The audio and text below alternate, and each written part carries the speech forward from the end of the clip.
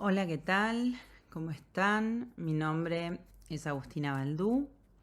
Yo soy médica ginecóloga, obstetra y actualmente desde hace años ecografista, pero dedicada a la salud fetal, con lo cual eso reafirma mi enamoramiento por la obstetricia y por la salud fetal puntualmente.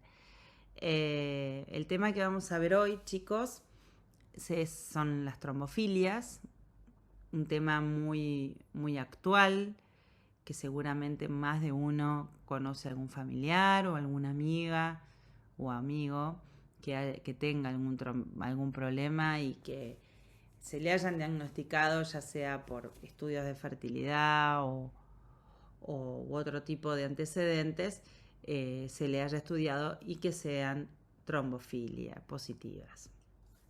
O sea que es un tema muy actual y muy importante que lo vamos a ver en el transcurso de la clase.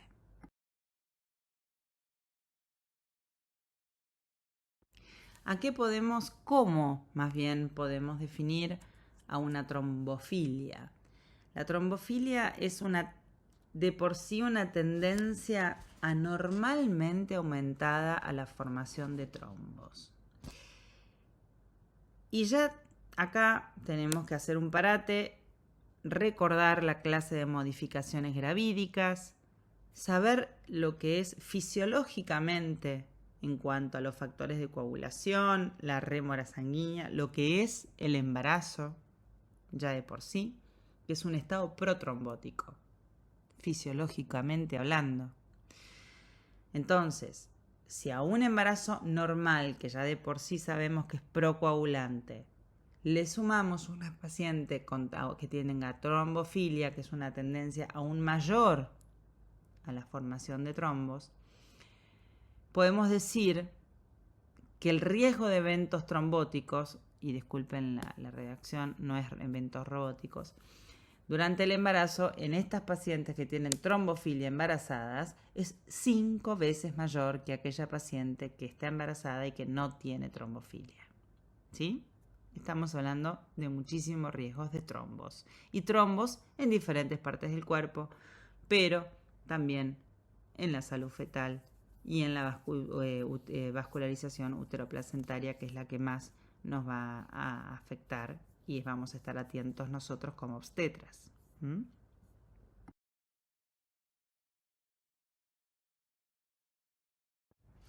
Bien, ahora, las trombofilias las podemos clasificar en dos grandes grupos. Aquellas que son hereditarias, es decir, que se heredan a través de algún gen o genes que codifican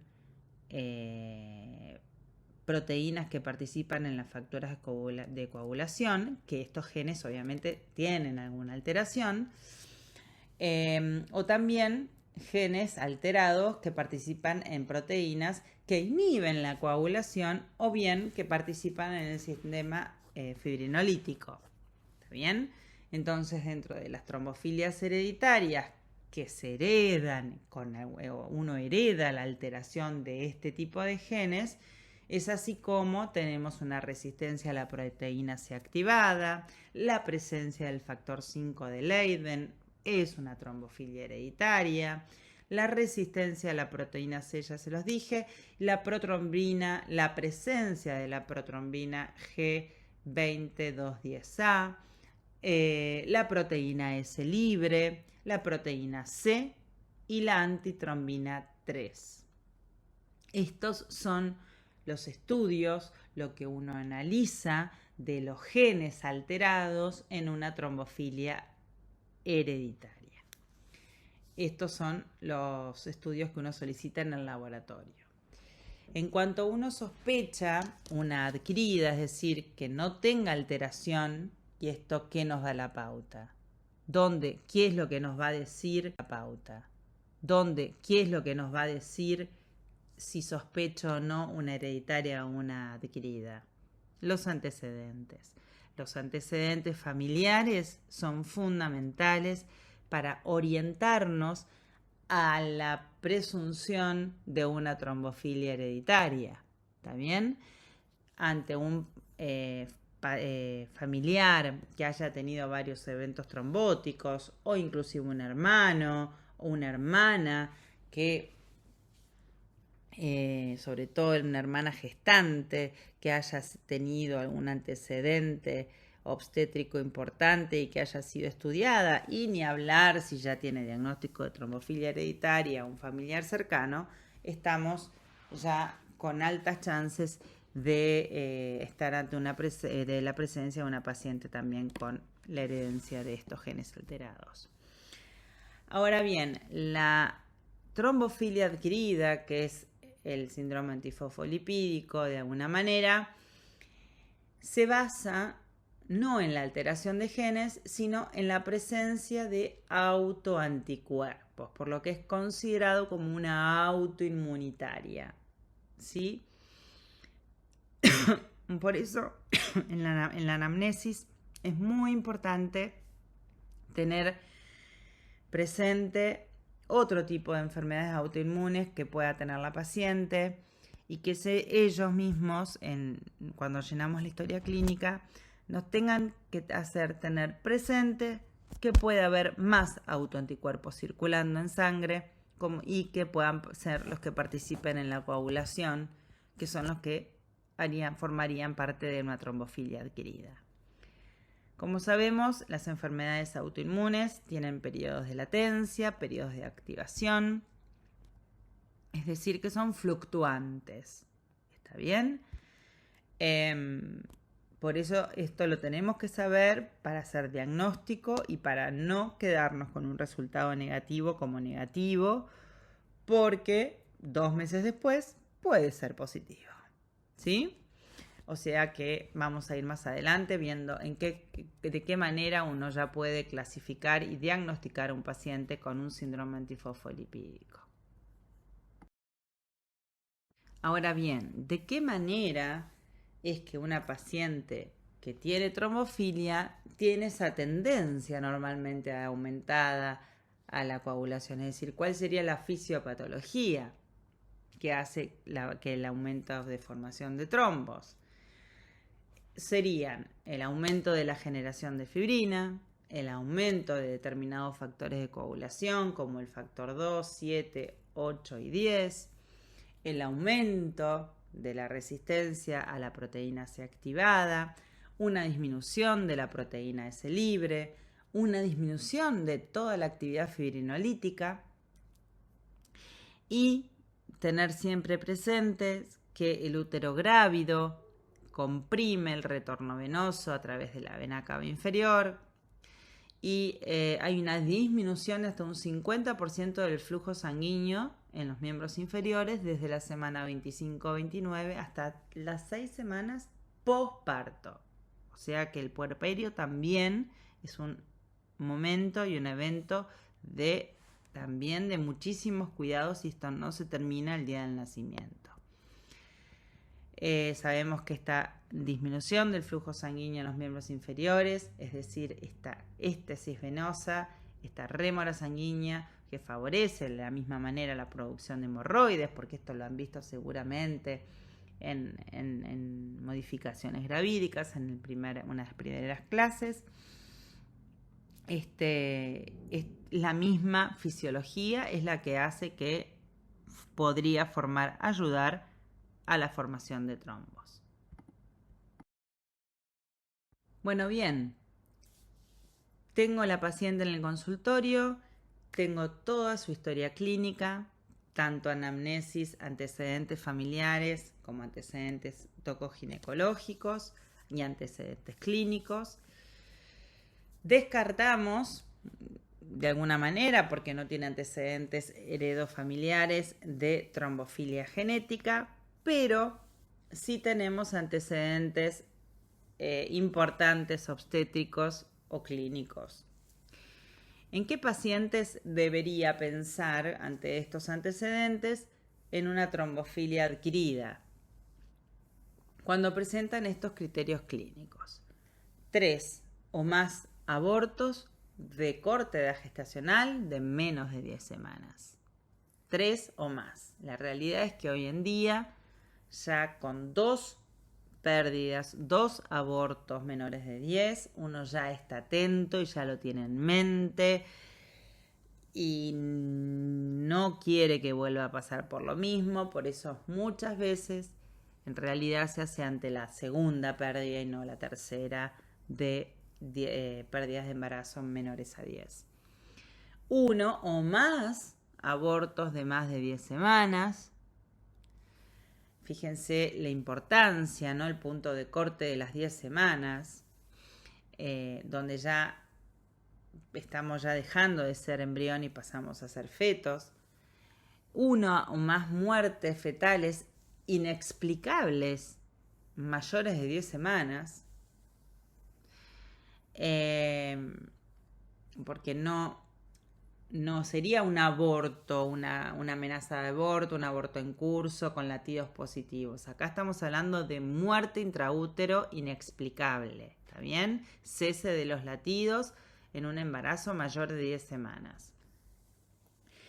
Y otra condición es el antecedente de un parto prematuro o un nacimiento prematuro de menos de 34 semanas que tenga que ver la causa en, por ejemplo, patologías, complicaciones vasculoplacentarias, como por ejemplo la preeclampsia o un retardo de crecimiento extremo que haya que finalizar un embarazo antes de la semana 34.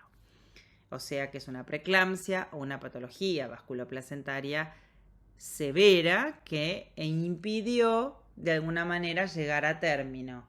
¿Sí? Un prematuro de menos de 34 semanas es un antecedente entonces fuerte, tan o más fuerte como los previos que le estuvimos leyendo, para sospechar y estudiar a una paciente para ver si tiene autoanticuerpos para el síndrome antifosfolipídico. Otro antecedente clínico importantísimo que surge de la anamnesis, con lo cual esto reafirma la importancia, aún pasando el tiempo y las generaciones de médicos desde años, sigue siendo vital la anamnesis exhaustiva, es la presencia de alguna trombosis, ya sea arterial o venosa en algún momento de su vida. Ahora bien, una vez que yo decido, no, a esta paciente la voy a estudiar para trombofilia adquirida. ¿Qué anticuerpos, sabiendo que fluctúan, sabiendo que tienen periodos de remisión, sabiendo que tienen periodos de actividad y de latencia, qué autoanticuerpos solicito? Son al laboratorio solicito anticuerpo anticardiolipina IgG e IgM, el anticoagulante lúpico y los anticuerpos anti-beta 2 glicoproteína IgG e IgM.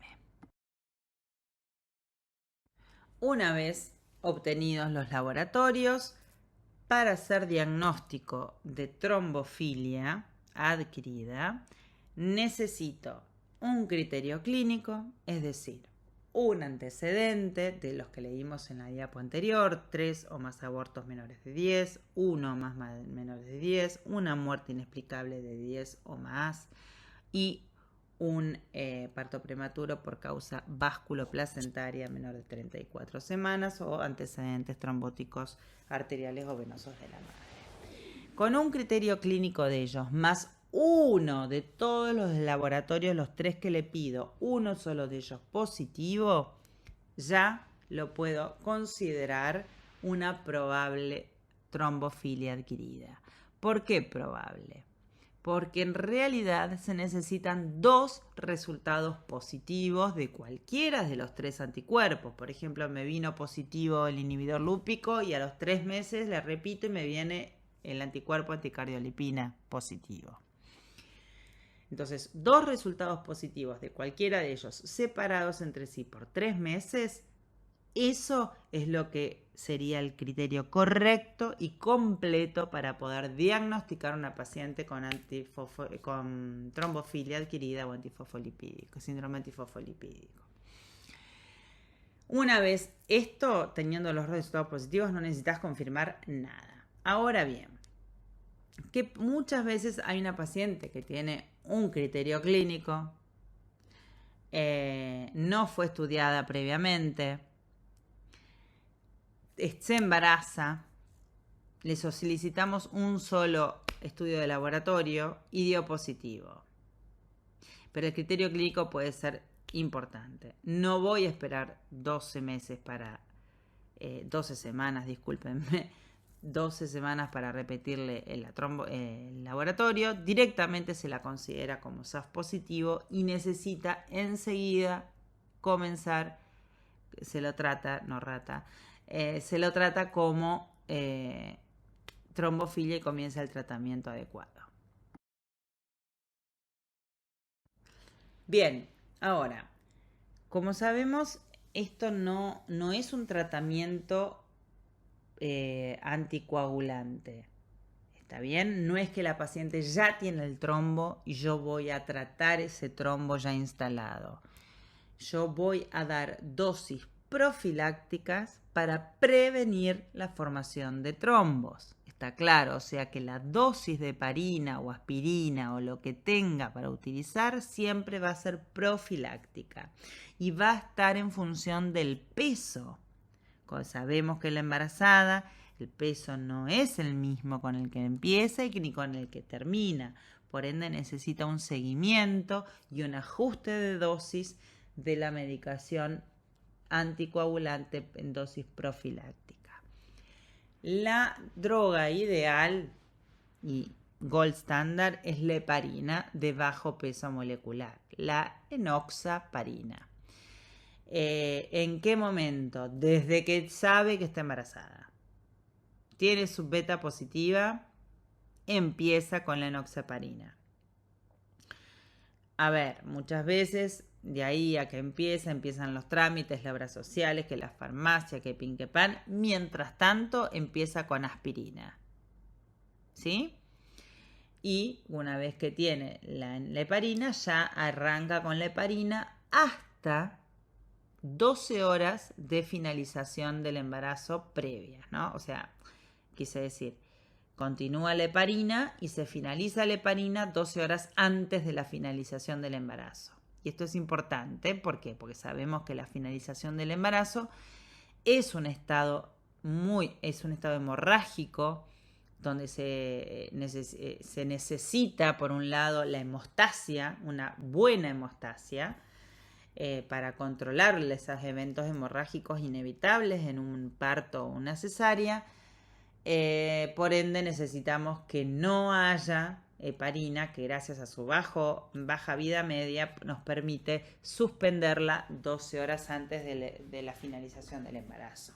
Distinta es en el manejo con la aspirina, que lamentablemente o gracias a Dios, es una herramienta de bajo costo para lograr tratar a una paciente con trombofilia.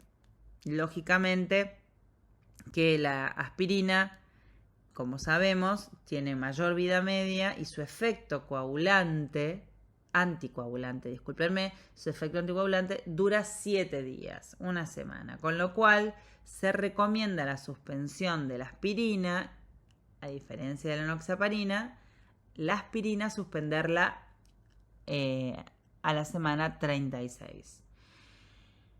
Esto en pacientes con trombofilias. Sabemos que si no, la aspirina la suspendemos antes para evitar el cierre del ducto arterioso y mantenerlo permeable hasta el nacimiento. Como todo tipo de AINES, ¿verdad? Pero en este caso, que sabemos que es una paciente con trombofilia, que no tiene acceso o que no se está tratando con heparina de bajo peso molecular, llamada enoxaparina, la tratamos con aspirina y seguimos el tratamiento hasta la semana 36.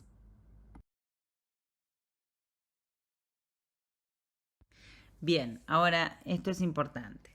Yo le expliqué que en diapos anteriores que, como todo patología vascular, porque forma parte de la circulación sanguínea, los factores coagulantes, la formación de trombos. Entonces, todas las patologías que dependan en su fisiopatología de una circulación uteroplacentaria o arterial materna o fetal alterada por los factores de coagulación ósea, por una trombofilia, cualquier patología que tenga esa fisiopatología va a estar con riesgo de estar presente. Es decir, ¿qué complicaciones tiene el síndrome antifosfolipídico, que es la formación de trombos aumentada? Abortos recurrentes, porque afecta la microvasculación en la formación del trofoblasto. La preeclampsia, netamente patología vascular, retardo de crecimiento, alteración en las uniones uteroplacentarias, la circulación uteroplacentaria, retardo de crecimiento y la muerte fetal. La muerte fetal, inclusive por trombos en el cordón umbilical, por trombos en la placenta, que son todo tipo de complicaciones de fisiopatología vascular y uteroplacentaria. Esto, de alguna manera, recalca la importancia del diagnóstico para evitar este tipo de complicaciones, chicos, que lamentablemente son graves, muy graves, porque la pérdida de un embarazo, ya sea por un aborto o ni hablar de una muerte fetal en un embarazo avanzado, es muy grave, es muy triste. La preeclampsia depende del momento de la edad gestacional, tiene muchísimos riesgos tanto para la madre como para el feto y sobre todo si es prematuro, lo mismo que el retardo de crecimiento, ¿sí? Esto lo van a ver en cada clase si es que no ya lo vieron, y son patologías muy importantes y lamentablemente frecuentes, ¿sí? Por ende, la circulación uteroplacentaria tiene que ser un tema que a nosotros nos preocupa para asegurarnos la mejor circulación, evitando y diagnosticando precozmente una trombofilia. Bien, una paciente que se conoce, que se sabe ya que tiene alguna trombofilia, por embarazos previos, por complicaciones previas que requirieron sus estudios.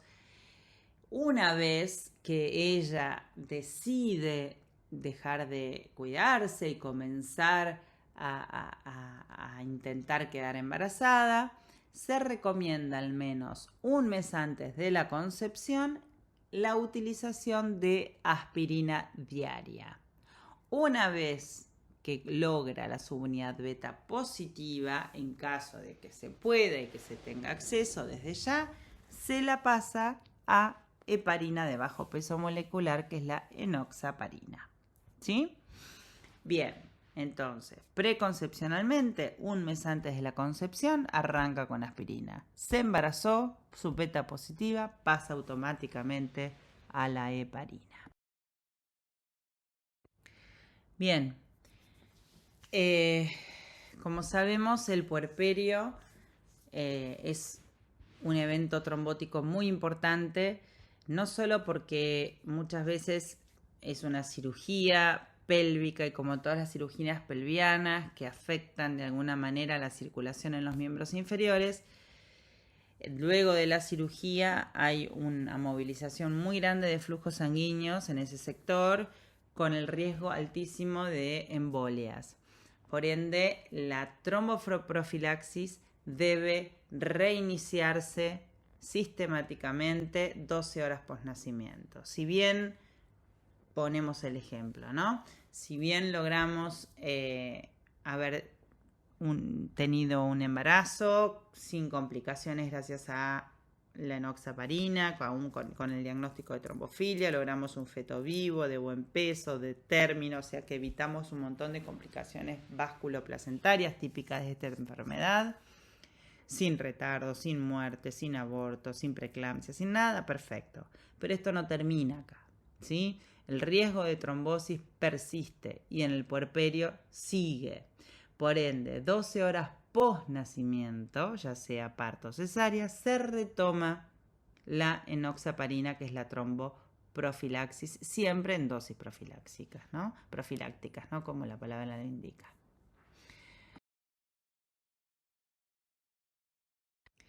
Y bueno, chicos, esto es todo por hoy.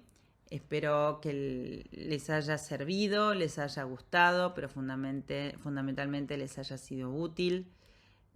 Son temas muy actuales, cortitos, pero de una relevancia en cuanto a las complicaciones que conllevan de muchísima, muchísima importancia.